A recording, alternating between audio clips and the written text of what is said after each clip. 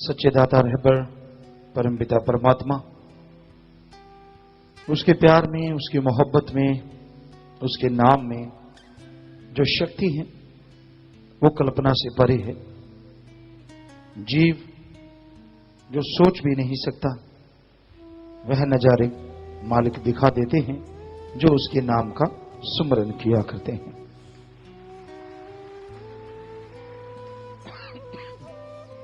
नाम का सुमरन अनमोल है, बेशकीमती है और हैरानी है ऐसे अनमोल बेशकीमती नजारे को लेने के लिए एक पैसा भी खर्च नहीं करना पड़ता।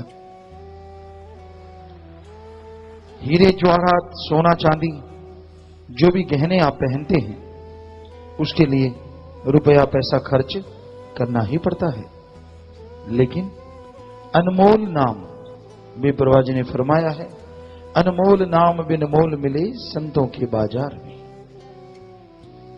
संतों का बाजार सत्संग होता है। संत कहीं भी जाते हैं, दुनिया क्या सोचती है, क्या उनके दिलो दिमाग में सवाल चलते हैं, कैसे कैसे वो मामलात बना देते हैं, ये उनका मन है और वो मनमते हैं। संतों को इससे कोई लेना देना नहीं होता। पर संत यहां भी जाते हैं, सत्संग ही उनका बाजार होता है और रूहों का वो वणज व्यापार करते हैं। हमेशा ऐसा ही होता है।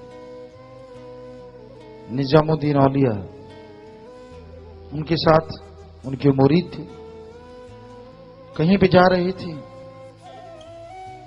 कहने लगे भाई आज तो वैश्या के कोठे पे चलेंगे। अब आम आदमी जाते हैं वो तो यही सोचेंगे कि ये भी तो आदमी है,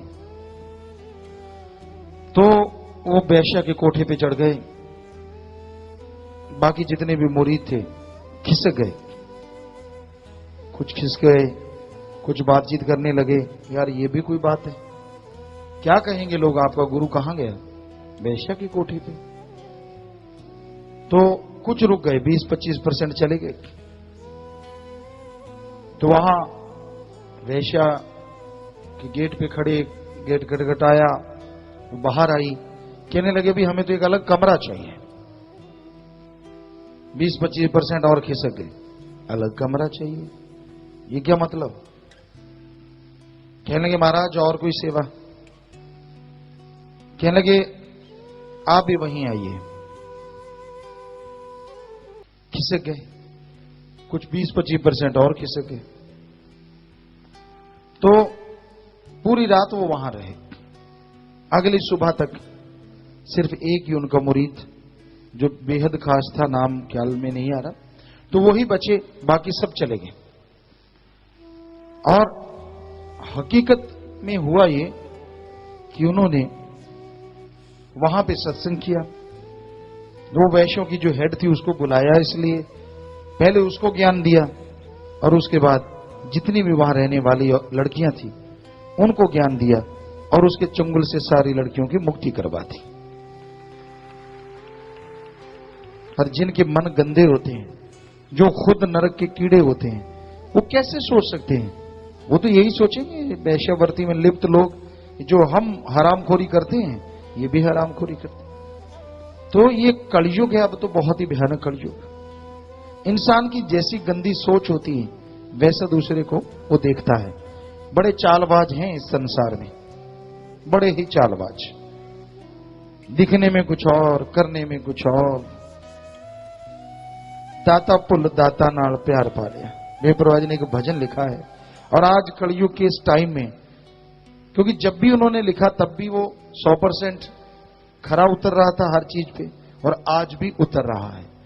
दाता को भूल गया, जिसने दातें दी उस मालिक को भूल गया, और दाता पैसा जमीन जायदाद ये वो उससे प्यार डाल दिया, भूल गया, सब कुछ भूल गया।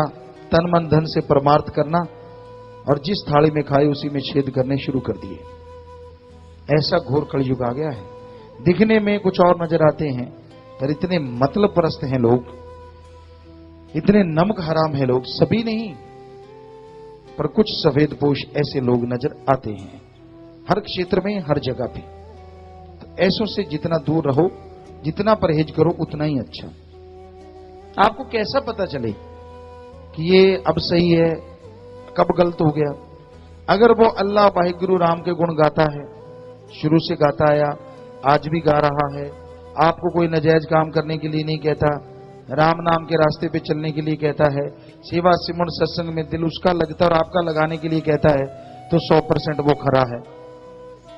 अगर वो कभी किसी आदमी में कमी निकालता है, कभी किसी में, ये प्रबंधक सही नहीं, ये फलाना सही नहीं, ये दिंकड़ सही नहीं, समझ लो उसकी लुटिया डूबने वाली है, क्योंकि उसको किसी से क्या लेना देना। आप अपना बिजनेस करो, काम करो, धंधा करो, राम का नाम जपो बस। और जैसे वो इस तरह की बातें करने लगता है और आप सुनना शुरू कर देते हैं, समझ लीजिए आपका मन भी हरामी होने वाला है। ऐसे लोगों से सावधान हो जाओ, कि पहले क्या था और अब क्या हो गया।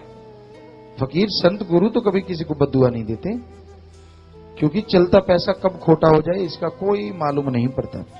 तो इसलिए ऐसे लोगों से सावधान हो जाओ, क्योंकि वो गिर चुके हैं, मन के हाथों मजबूर हो चुके हैं, चाहे माया के यार बन गए या मोह ममता में फंस गए, भूल गए उस मालिक देने वाले को।